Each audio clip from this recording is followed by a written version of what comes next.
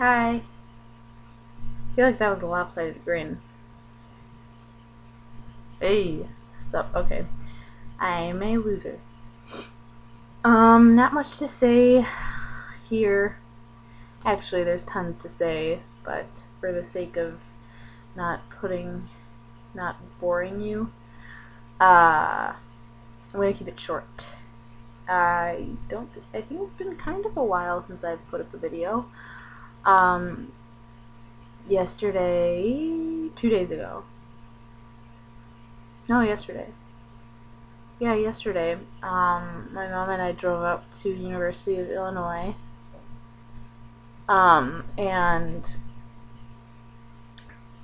we slept at a hotel there, and then today I auditioned for the School of Music and took a music placement test, which was meh. Who likes taking those, right? No. Yeah. And then we drove home. But yeah, before that, I wanted to make a video because I went to Borders because they're closing. So, everything's like 40% off. So I bought a couple books.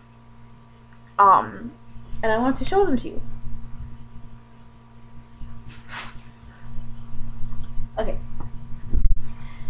First one I chose was The Likeness. It looks pretty good. It was like in the thriller section, and the cover is cool. So, you know, if the cover's cool, it's gotta be a good book, right? No, just kidding. But to be honest with you, they tell you not to judge the book by its cover, but who listens to that rule? I think that's more of a metaphorical rule to live by. Anyways, even though people are going to judge you no matter what, not important. We'll talk about this later. 6 months after a particularly nasty case, Detective Cassie Maddox has transferred out of Dublin's murder squad and has no plans to go back. That is, until an urgent telephone call summons her to an eerie crime scene. It's only when she sees the body that Cassie understands the hurry. The victim, a young woman, is Cassie's double, and carries ID identifying herself as Alexandra Madison, an alias Cassie once used on an undercover job. Suddenly, Cassie must discover not only who killed this girl, but more importantly, who is this girl? And as reality and fantasy become desperately tangled, Cassie moves dangerously close to losing herself forever. Drama! Who doesn't love it, right? Okay. Next one, which looks really good. Life in Miniature. A book of intelligence and grace that will make you laugh and cry.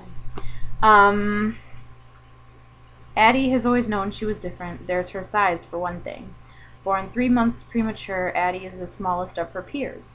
Then there's Addie's mother, who at first glance seems like so many other 1980s moms, clipping coupons and attending field-burn aerobics classes.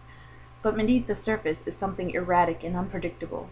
Something that makes her drag Addie and her older sister Miriam from one rental apartment to the next, until Miriam runs away. Addie is left behind with her mother, who is convinced their lives are in real danger, and takes Addie on a crazy run across Northern California. Now Addie faces a stark choice: submit to this increasingly surreal adventure, or grow up in ways she never imagined. Yeah, since everything in the store is on sale, there's no returns. So when you like buy the book, they have to put a thing on the receipt, and so they like ripped the tag off, and now it's like halfway on, halfway off, and it has that really like thin stuff that's really hard to get off. It's like, great, like if you're gonna take off a tag, at least take it off nicely. Like if you go carefully enough, they come off nicely. It just annoys me. Like if you're gonna do something, do it right. Anyways, and then I got Impossible. A haunting, thrilling, romantic puzzle. Just read it. Author of Wicked. So that's like 3 things that attracted me right away.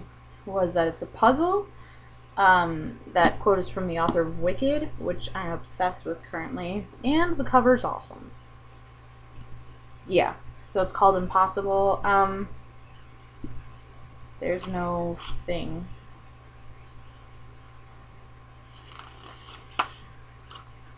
Well,